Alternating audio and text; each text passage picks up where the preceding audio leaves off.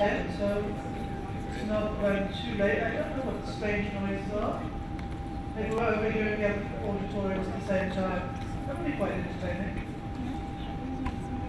So actually, something that's happened a few times when we've had events at Microsoft's offices. They have some very fancy setup, so all of their conference rooms can be run as one. Obviously, they've got movable walls, or they can be run separately. If the person in the master room overrides the settings, the people in the second rooms get to hear what's happening in the master, even if they don't want to.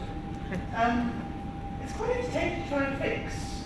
We're in the middle of the presentation and suddenly you start hearing something else. Can somebody please go to the room 2 down and tell the guy to stop fiddling with the AV gear and send it back to independent? Thank you very much. It's interestingly annoying how much feedback. Let's hope it doesn't get in there. Alright, so ignoring that mess. Yeah, I've started watering. Have you guys had a good, was keynote good this morning? I'll try and be somewhere close to the level of keynote. I'm not going to promise anything about it. For those who don't know me, my name is Gail Shaw. I work for Intellect Software as a technical lead on the Data Solutions Division. My specialty is mostly relational databases, but I've been playing very recently in the last couple of years with data science. Sorry, just for AV, that feedback's really annoying. Is there any way you can... There's a loud hum coming from the speakers. It's the aircon. It's the aircon. Wonderful. The aircon under my desk or something. Alright, that's... Aircons are the bane of anybody doing audio recording, by the way. They're damn annoying. I've heard that before. Anyway, so I work mostly with relational databases, but I've been playing with data science for the last couple of years, on and off, dabbling in it. I don't actually do any projects in it yet, but maybe. So I thought I'd come and talk to you guys about what data science really is. Who's heard the term?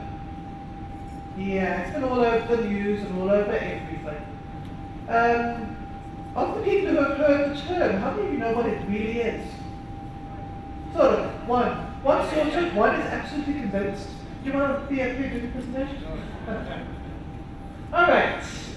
So it's turned into a buzzword, it's turned into a phrase that is not quite devoid of meaning, but let's just say that people use it without realizing what they're actually implying by it. So the main question that I'm going to try and answer during this presentation is, what is data science? What is it as a technology? Is it a technology, firstly? Try to demystify some of the buzzwords, and give you a walkthrough of what is involved in being a data scientist or data science projects. So that at least when the boss says, we want to add some data science to the application, who's that a boss doing that? Ah, whoops. Is your boss here today? Excellent. Can I pick on the absent boss? Sometimes it's fun when I actually have a manager in the audience. But any managers in the audience? I heard yes. Hello. I don't know why the managers always sit in the front row. It makes it easy for me to pick on them. I will pick on the absent manager, however, when we use it. So when the manager comes and says, we want to add some data science stuff to our application, you at least have an idea of what it is. So you can go to say to them, no. We don't have people with those skills, and we don't have 3 years to do it. So, there's a lot of buzzwords that you will hear around data science. These will often be dropped by people who aren't really sure what they're talking about. So I will try and, a bit later, we'll talk about some of the meaning. So who's heard big data getting thrown around? Yeah. I had somebody a couple of months ago come and say, we need a big data solution. Well, okay. How much data are we talking about? 7,000 rows a day. Okay. If it fits on a flash drive, it ain't big data. smart, because that sounds really smart. We don't have a mere data warehouse, we have a data mart. A data lake? Hey, this is getting interesting now. Who's heard of data lakes? Who's got a data lake? Is it managed? Excellent. Is it managed? So it's not a data lake. I've heard a very nicely coined term for the unmanaged data lake. They call it a data swamp. We throw stuff in there and it just sits. And nobody touches it because we don't know what's actually in there. Artificial intelligence, well, that's been about forever and a week, but it's got a very interesting definition. Who knows what artificial intelligence is? Excellent, I'll be sure to notify the researchers at the university because they're not being sure. Artificial intelligence is a nice term that changes meaning every now and again. Those of you standing at the back, we've got a couple seats here, a couple seats over there. There's 3 in the front row here, 2 there. If people could maybe move up a little bit. Come on. So that we've got space for the people coming in the back. 2 more people at the back. There are seats in the front row here. There are 3 seats here. A couple seats over here. Don't want you standing and you can sit in comfort. Alright, so artificial intelligence. I have heard this term defined as that which computers cannot yet do. Because once computers can do it, it no longer becomes artificial intelligence. It becomes another term. No, image recognition used to be fully in the realm of AI. These days, well, let's say voice recognition. Voice recognition used to be purely in the realm of AIs. These days we call it Siri, Cortana, and Google. Machine learning, that we'll be spending most of the day on. Well, most of the day, I don't have the day, most of the session on. I wish I could have the day. Prescriptive Analytics. Who's heard that term bandied around? 1 or 2. Do you know what it is? You do, excellent, that's nice. This one I keep running into with, we should put some prescriptive analytics in this. Okay, so what do you actually want me to do? You know what? We don't even have a data. This is not step 1 of a data science project, by the way. Intelligent computing, for those who think artificial intelligence is lost its meaning, we'll just phrase it slightly differently. It's intelligent computing now. And of course, because we have clouds, we now have intelligent clouds as well. And this gets even weirder. You'll hear about the Internet of Everything and the Internet of Intelligent Things. And yeah, if you mix enough words together, it really sounds like you know what you're talking about. And unfortunately, that's often what happens. So, nice collection of those words. Let's try. Oh, deep learning. I forgot. Everything's deep learning these days, right? Who's heard deep learning bandied around? Who knows what it is? One person knows what it is. Excellent. I'm tempted to ask you, but multiple layers? Actually, you're dead right. It multiple layers of what? Of the neurons? No, it's close enough. Do you build them? Sweet. All right, so let's start some demystification. Big data. This is not just large data, by the way. If you want large data, oh, how large is large? I've got a 15 terabyte database I'm working on next week. Is that big data? Is it big data? Yes, no? What do you think? No, it's in a relational database. It's sitting quite still. It's not actually big data. Big data is mostly a marketing term, which means whatever the people trying to sell you a big data solution want it to mean. Be careful of companies that come telling you they have big data solutions, because it's not a problem with one solution. Big data is the term used to refer to data that is too large, too varied, too fast to be processed with traditional methods, where traditional methods is what we've been doing before. As I said, it's a fairly vague term. So the 15 terabytes in the data warehouse I'm going to be looking at next week is not really classified big data, because it's in a relational database data warehouse. This is pretty traditional. Big data, Twitter streams can be considered big data, because that's coming really fast, depending on what you're searching. It's very varied, and there's a lot of it. But in general, what you need for big data is size, velocity, and variety. Volume is what they refer to it as. The 3 V's of big data. Coming really fast, lots of it, and not in a single form. The people sitting on the stage, we've got 3, 4 empty seats over here, 5 if you want to try and squeeze in. There's a couple here, a couple over there as well. Be your choice. If you want to sit on the stairs, that's fine, but there are a few seats left. So that's big data. Fairly happy with this. I know this hasn't been a full session. I did a full session demystification of big data a couple of years ago.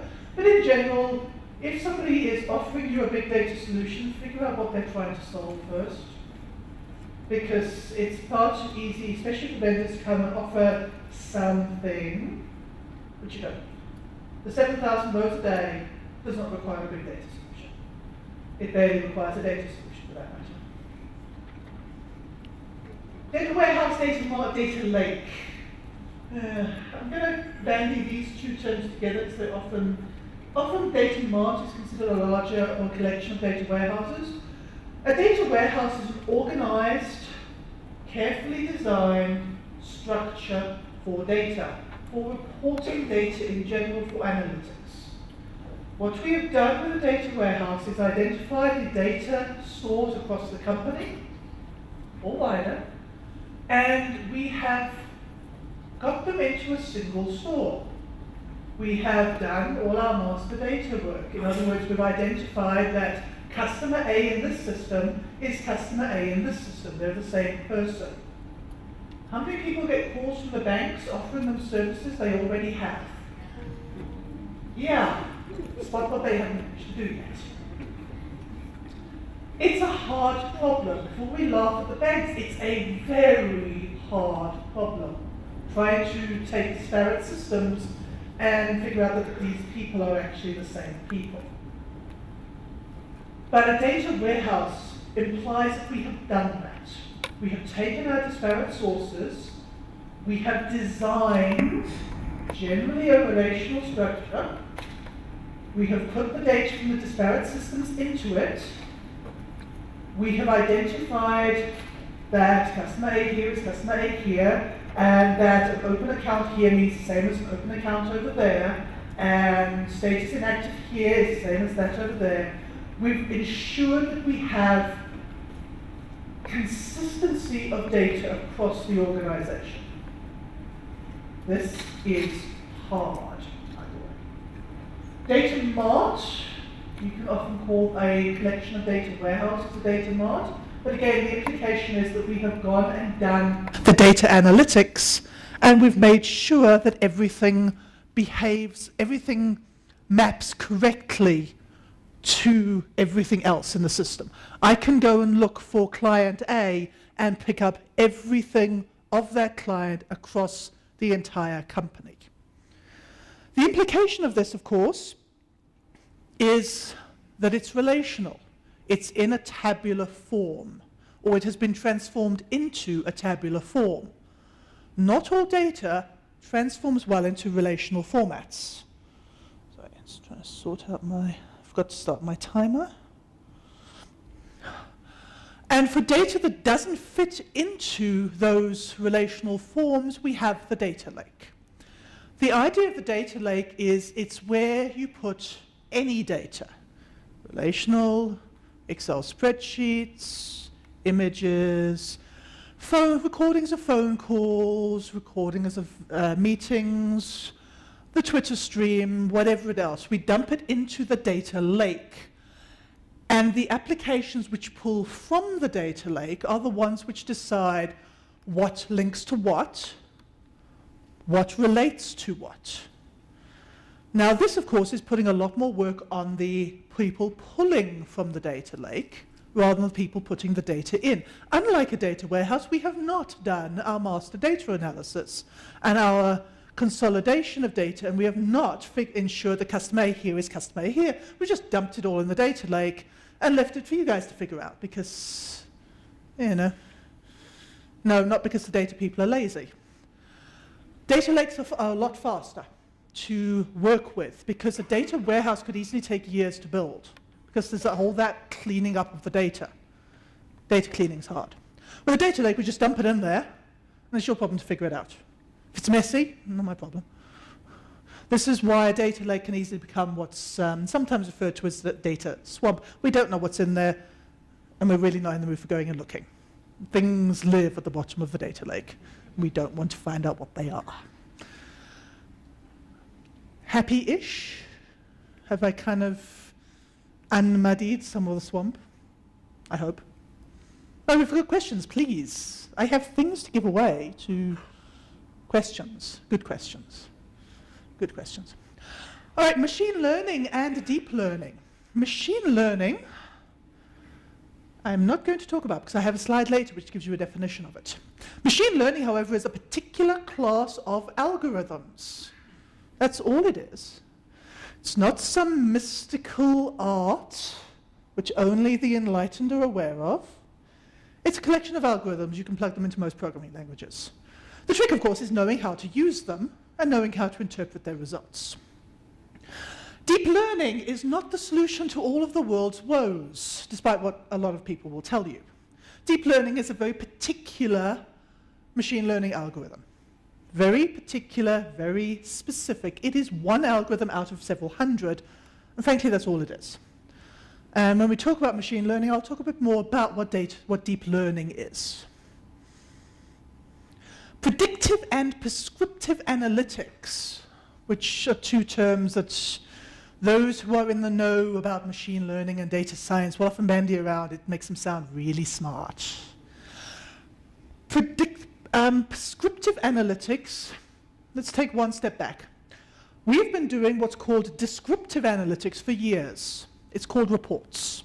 Describe to me what my business has been doing. How many sales did I have last month? That is sometimes called descriptive analytics. Predictive analytics is using machine learning algorithms to predict the future. Based upon my sales for the last 3 months and the fact that it is currently April, what should my sales look like next month, assuming nothing changes? That is your predictive analytics. It's hard. It's not impossible. I mean, we've figured it out. It's reasonably difficult, though. Prescriptive analytics is kind of the holy grail of data science, and I don't know many companies even trying to do it. Prescriptive analytics, so I have my reports from the last 3 months of my sales figures. I have my predictions for next month's sales figures. What should I do to increase next month's sales figures by 15%? That is prescriptive analytics. And if you thought this one was hard, this one is really, really difficult. Because we are not only predicting the future based on past history, but we are trying to figure out what things we need to tweak to get our sales figures increased. I suspect some of our supermarkets do this. That's why you end up finding the cream in the fruit section of the supermarket instead of by the dairy, which is where you'd look for it. Because you buy strawberries in spring, and strawberries require cream, so of course the cream is right here next to it. But only the expensive cream, by the way. The cheap stuff you'll find round in the dairy aisle, and by the time you get round to the dairy aisle, you've got cream in your basket, and no, you're not going to buy more. You think this is a mistake? An accident? Shop layout is one hell of an algorithm these days. There is nothing placed in Pick and Pay by accident. They put it there for a very good reason. They've worked it out. Yes? Why is that harder? Because presumably if you're able to do the predictive analytics, the prescriptive is then just a matter of generating some synthetic data. Ooh, generating some synthetic data. How accurate is your synthetic data?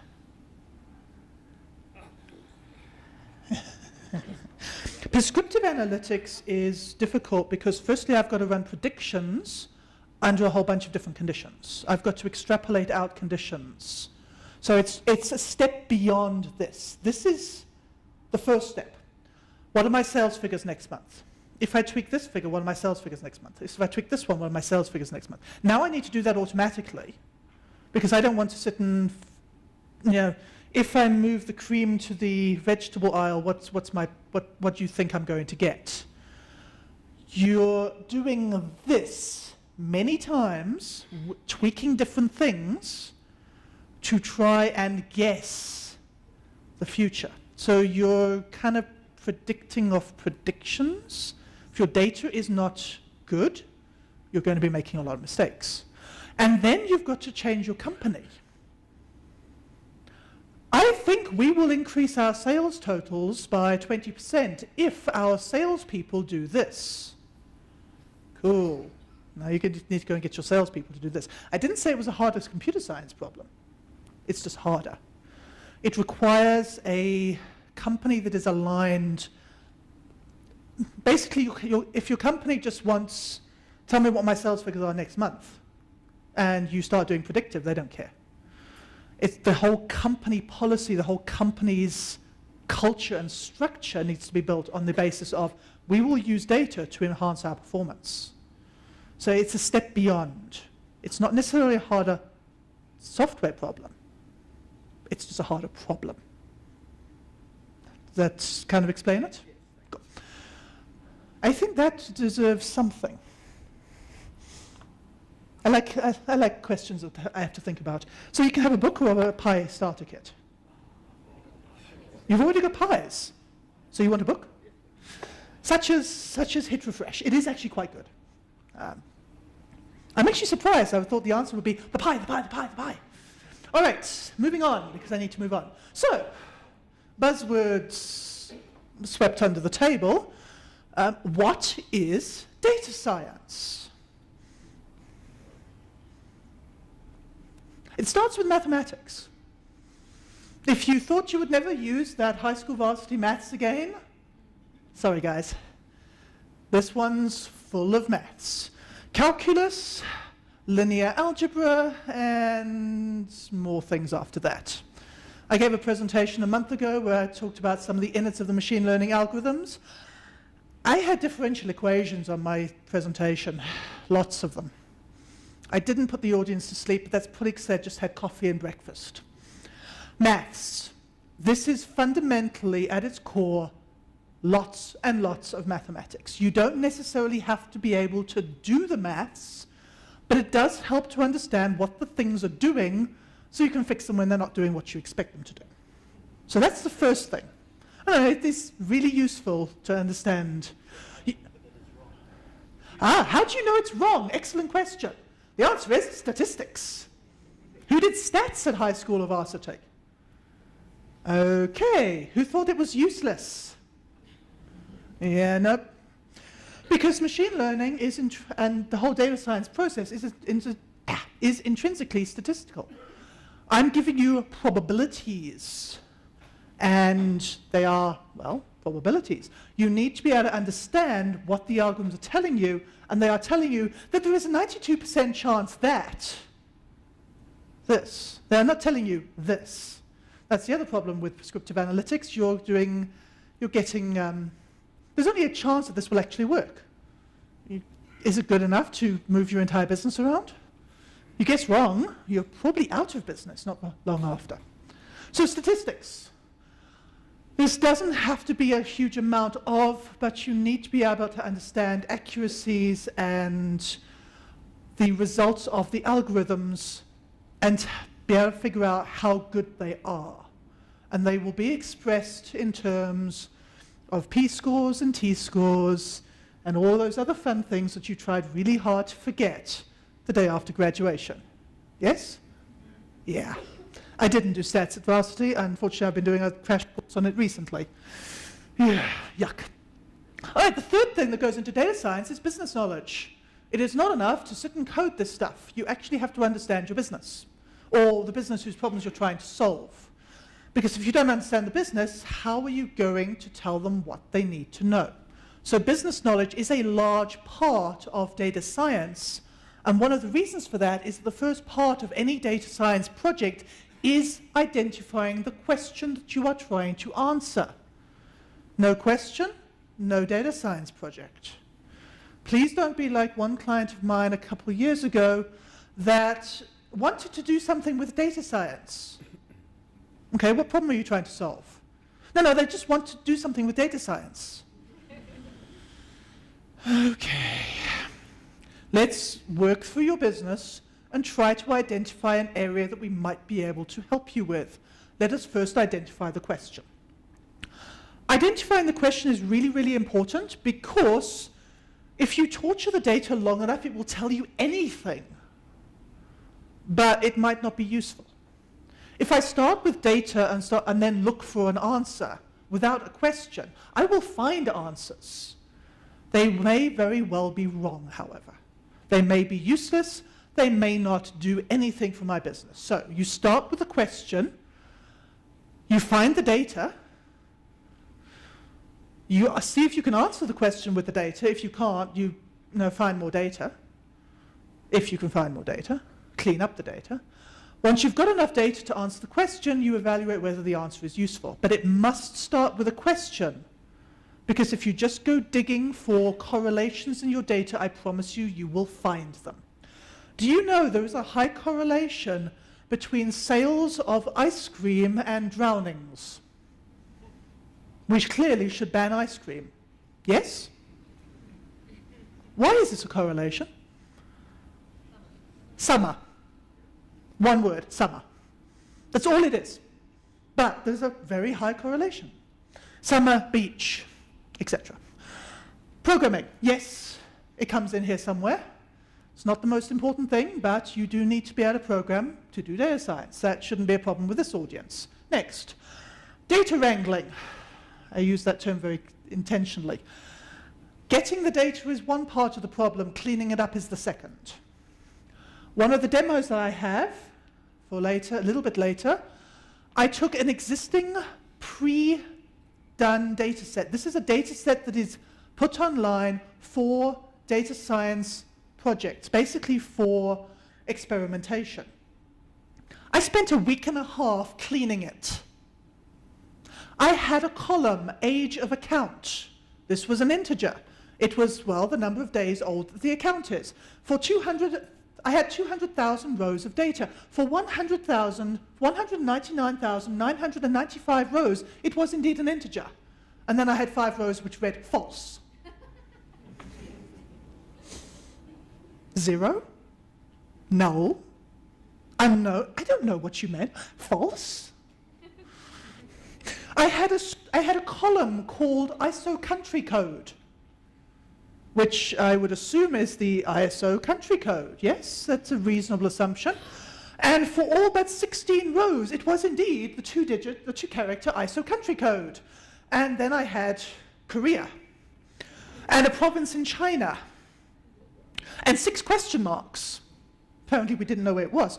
And then, funnily enough, and this is what I found most intriguing, I had 6 rows which the entry in that column was the Spanish translation of Antarctica. So either the Spanish researchers in Antarctica are buying things online, or there's a flaw in how the data is gathered. I'm not quite sure which, but I'd set it to null because I'm really not sure. That's the kind of entertainment you will find. No data is clean. You will be spending a lot of the time finding the data, fixing the bug problems with it. Oh, we still don't have enough data. Find more data, etc., etc. You need to be good with data to do any machine learning project. I put big data down there as well for the people who prefer to use Hadoop and all the other fancy things than relational databases. You can do this in Python, by the way. You can do this in R. You can do this in SQL. You can do this in pick language of your choice. I went and raw edited the text file for a couple of these rows because it was the easiest way to do it. Machine learning comes in. Yes, you will note this is a small part of data science. This is probably the easiest part because this is going to take you forever and 6 weeks. Learning this will take you a couple of years. Learning this, well, you think I'm joking? Learning this is going to take you quite a while. This, by the way, does not have to be a single person. This is your data science team. You probably are not one person doing all of this. And then one last thing, because the results are absolutely useless if you don't give them back to the business. Yes, we found out really impressive things. And we're not going to tell you what they are. So reports, visualization, the ability to deliver an answer to the business in terms that they understand. No, I am not going to go to the executive of a large company and tell him that there is a 92% probability with an error of 0.6 that this. The guy's eyes have glazed over 6 hours ago. I need to put it in terms he understands. Graphs are really helpful with that, but note they are helpful. If the graph it just fills up half a page of your report, please discard it. It has no purpose. Question at the back, yes? I was just wondering, how do you know when you have all the data or enough data? How do you know when you have enough data? I'm reminding of a joke about how much memory SQL Server needs. More! Do you have enough to answer the question? This is why you start with a question. Do we have the data we need to answer this question? If yes, we have sufficient for this question. If no, somebody tell me where I can find this data, please. If I'm optimizing product placement in a shopping center, I might want to know how people walk through the shopping center. If I don't have that, maybe I can answer the question without that. It's going to be a lot harder. If I don't have the data on how many people show up on a daily basis, this is probably pointless. I can't extrapolate from nothing. So can you answer the question is the base. Do you have what it takes to answer the question? More is often better, though. Right. Does that kind of give you guys an idea of what data science is? Question at the back there. This is going to be fun. Yes?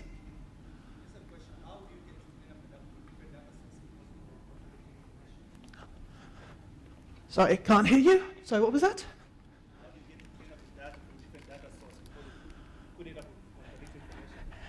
How do you clean up data from different data sources? With a hell of a lot of work. And with some business knowledge and the involvement of the domain experts, that's the business people who actually work with this data on a daily basis. And with the assistance of your business intelligence team, you do have a business intelligence team. You know the guys that built the data warehouse? Same problem there, by the way. Same the master data work that's necessary to build a data warehouse. You're going to run into the same problems here. Do note I've laid a whole bunch of requirements down. Master data analysis, domain knowledge. Yeah, there's a reason that not everybody is doing this successfully. I do need to add the word successfully. Not everybody is doing this successfully. And a good part of that is they don't know what the hell their data is. They don't know how it relates to each other, so we'll throw a bunch of data at an algorithm and hopefully something will come out. Something will come out. What's the old saying? Garbage in, garbage out. If you are hoping for a magic wand, I'm all out of them today, I'm afraid. Any other questions? Yes, sir.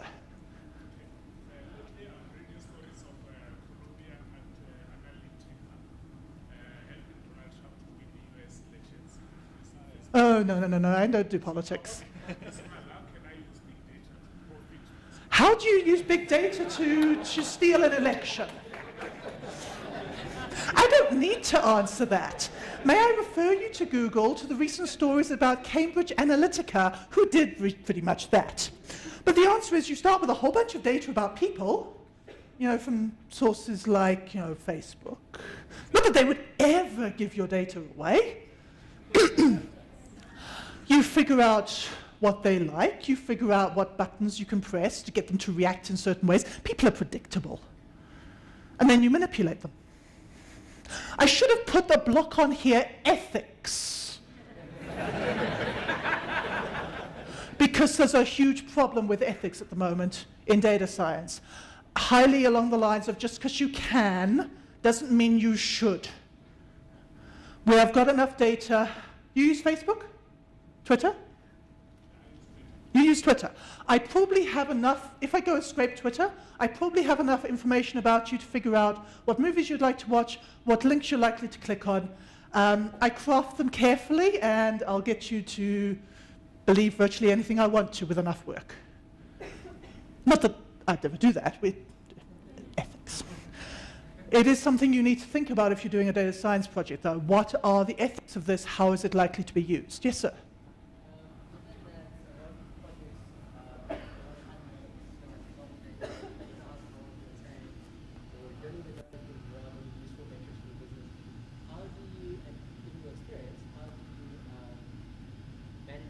calculations, or how do you make the business that you will invest in, but you might not be the results? There may not be, yes, you have to be upfront about that. So the question is, how do you, this may not actually return useful information. We might spend 6 months building experiments and find nothing useful. Yes, it's entirely likely. You need to explain to business going into this that this is not a guaranteed output. These are called experiments for a reason. Unfortunately, that's just a case of sitting down with the stakeholders and laying it out on the table. We may not get anything useful. If we don't, we'll try again.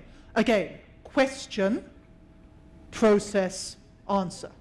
Don't go digging randomly for stuff. You need to start with the question. I know, vague, I'm sorry. Question? Do you know if there are local communities doing machine learning? Are there local communities doing machine learning, as in user groups? Yes. Well, 2 of us here run an AI meetup where we've done some machine learning stuff. There's Python meetup, which probably dabbles in AI every now and again. There are certainly other ones. So yes, plenty. Go check meetup and pull its list. Or speak to a person over there who seems to have a meetup. Or speak to Rochelle or myself. Plenty of people. I am running very much out of time, so moving on. Machine learning. So what's that? This is actually the easiest part. Machine learning algorithms are algorithms that predict data from other data. If you think back to before this, if you were writing a program that identified fraudulent transactions, you would have to code in the rules as to what tells that a transaction is fraudulent. Who's done rule-based stuff like that? Lots and lots and lots of if statements, or equivalent thereof. If the account is less than 3 days old and they have purchased something overseas, and this and that and the other, flag it as fraudulent.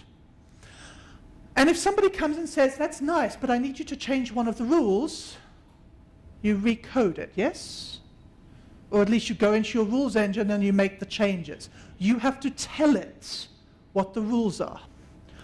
The point of machine learning is that we take data which is known, we give it to the algorithm, and it spits out predictions on data that is unknown based solely on the patterns within the data. This is why data is important. Wrong data, wrong results. 3 main types. Yep. Regression, classification, and clustering. Regression is predicting numerical values. What are my sales totals likely to be next month given conditions? What is the probable percentage that will vote for a particular politician in the next elections? Carefully skirting politics. Classification is putting things into categories. Is this transaction fraudulent or not? Yes or no? I don't want a maybe in there. Is it or is it not? What species of iris is this? For those who know the very well-known iris data set. I have data, put it into a category. The assumption here is we know what the categories are. I have 3 categories. I want my data in them.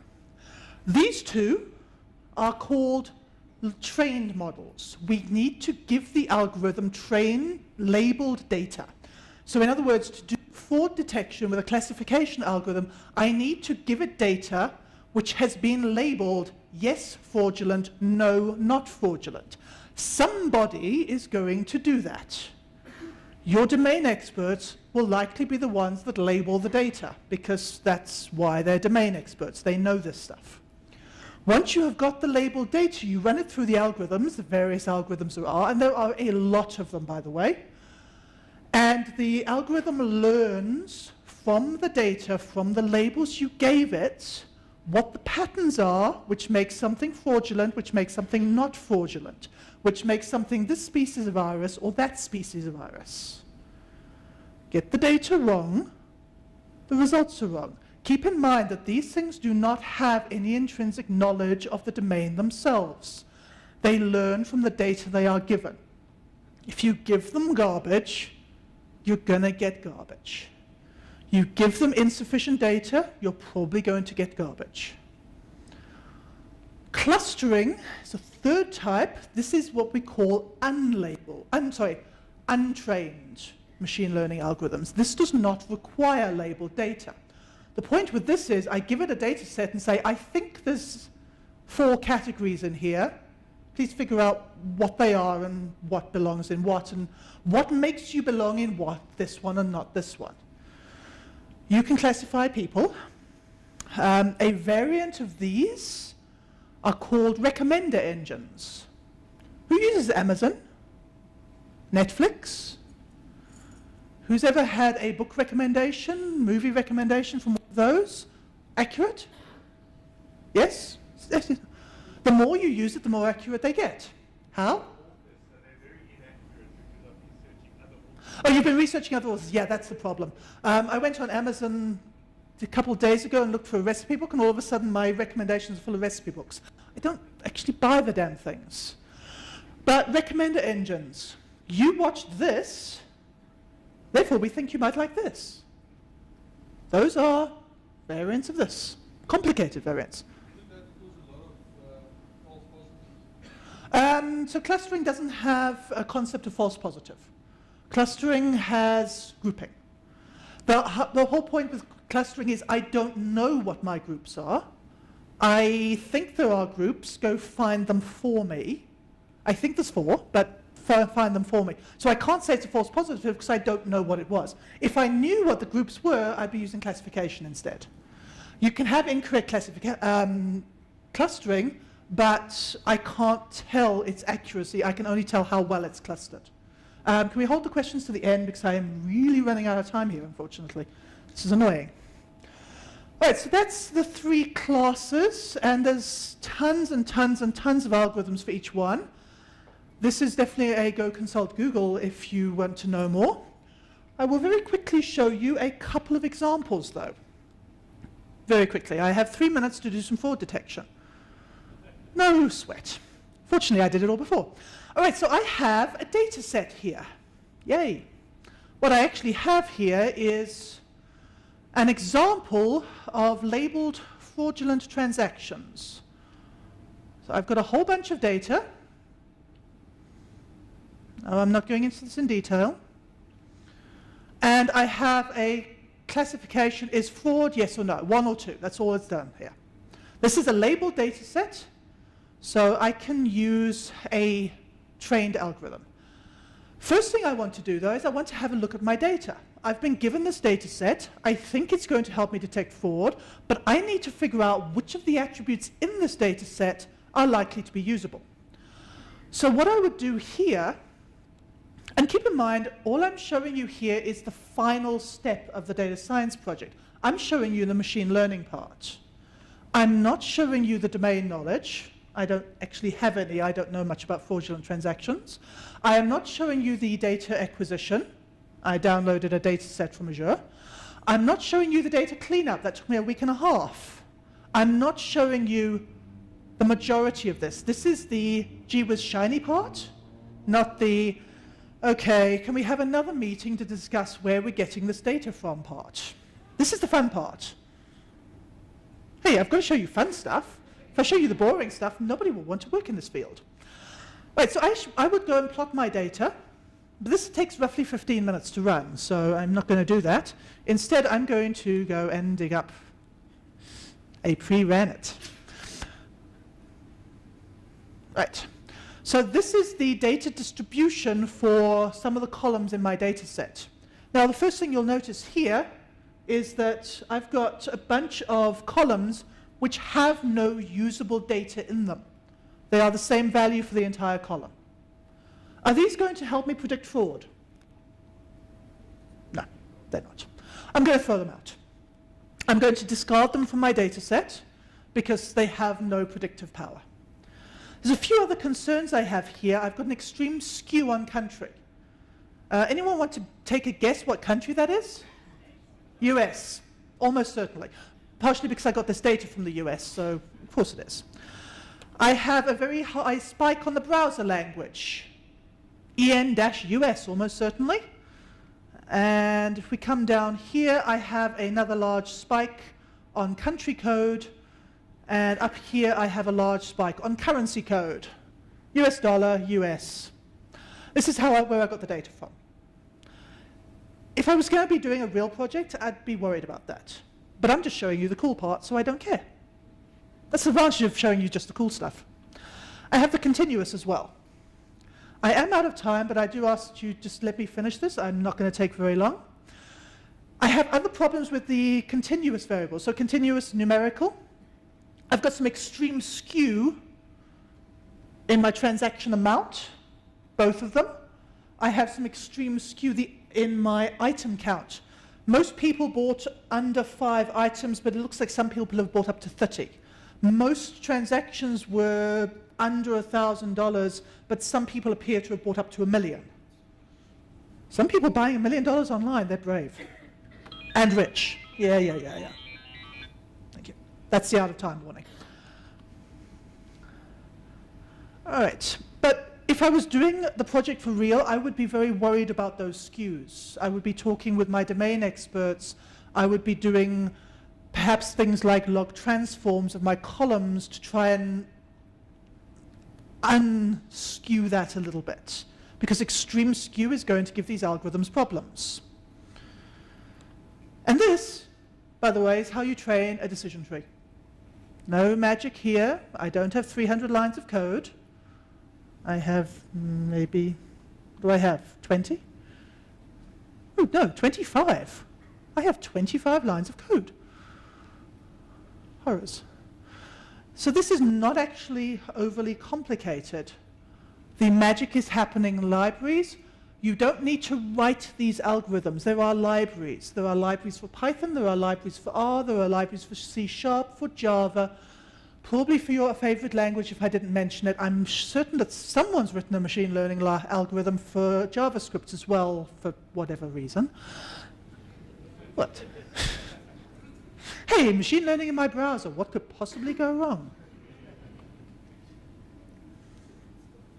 And since it's only a small decision tree, I'm just not even going to run too long here. The magic here is in the data acquisition, the data cleanup, the domain knowledge, which I did not put in, the work on correctly selecting my features, which I didn't do, the work on transforming my features, which I also didn't do. And as a result of not doing that, my accuracy is 0.03. This is called a logarithmic loss function. It's used in classifications to figure out how wrong we were. This is not that great, but then I didn't do most of the work, so I shouldn't expect it to be great. That's R, and that's the decision tree. And if you look at this, this is a plot of which columns were used for the predictions. You can probably see why it's not all that accurate. The main predictive column was the country. Well, duh. Most of the transactions were in the US, so most of the fraud was in the US. That doesn't mean that if you're in the US, there's a good chance your transaction's fraudulent. That's not very helpful. I would probably have to do a lot more work on this if I wanted to make this something that the banks could actually use. I promise you they don't use something this simple. I do have something even more complicated, fortunately very quickly. This is deep learning. See? Unicorns, magic, fireworks. Deep learning is a neural network with more than one hidden layer. Yay. It doesn't sound quite as sexy as deep learning, so we still call it deep learning because fancy. This is character recognition of the MNIST dataset. The MNIST dataset is handwritten digits, 0 to 9, transformed into 700 and something columns. Basically what they did is it's a 28 by 28 image. Each column is 1 pixel's grayscale value. And they do use this as a benchmark for character prediction. So this is Azure Machine Learning. So if you don't know how to program, you can drag drop and do machine learning just by moving things around on a pretty graph. Who needs coding? This is a deep learning neural network. I have run it. And do I need to do a song and a dance with Azure? Hello? Network connection? Thank you. See? You have to know how to ask nicely. And this which, by the way, I cloned from a gallery sample and did absolutely no work on, has roughly a 90, in fact, I don't have to write roughly, it has a 97% accuracy. Yes, success, yes? Who thinks this is awesome? The benchmark accuracy for the MNIST dataset is 99.7%, so not that great. But again, I did no work. I took a sample. I did the least amount of effort possible to get a shiny example. Of course, my accuracy suffered. If you want your machine learning algorithm to be roughly, approximately, slightly better than a guess, it's easy. If you want it accurate enough that you can actually do something with it, there is a lot of work that has to go into the data transformations, the data cleanup, the data, all the rest of it. Yes, I keep saying the word data a lot. I'm sorry if you are allergic to databases. If you want to get into this field, that's going to have to be fixed. So that's Azure. By the way, I can set this up as a web service, so I can call it from any application. That's what Azure is for. There's now a web service. I could call this from my website. I could call this from my application. I could call this from Azure Functions, whatever it is. That's what Azure Machine Learning is used for. Right. I have on the slide deck, go back to it, some links for further information. Other than that, thank you very much, and thank you for staying very slightly over. You have been very nice audience. Sheldon, I get to take this home, yes? I need to give this as a question to somebody. Well, I need lots of questions. Yes, you did have a question earlier. Yes, you. I didn't say I'm going to give it to you. I said you had a question. I see a lot of companies now offering pre-built models. Yes. Okay, so a lot of companies offer pre-built models. Yes, and Microsoft's one of them. What those are is things like image recognition, voice recognition, where you are not going to be able to get enough data because you need millions and millions and millions and millions of it. So they pre-train it. They are generic. They are good for the generics, but they are not actually, they're not good for specifics. And the person I wanted to give this to ran away. Who should I give this to? No. Okay, I'll hang around for questions for a bit, and I will give this to somebody, I promise. But thank you very much for your attention today.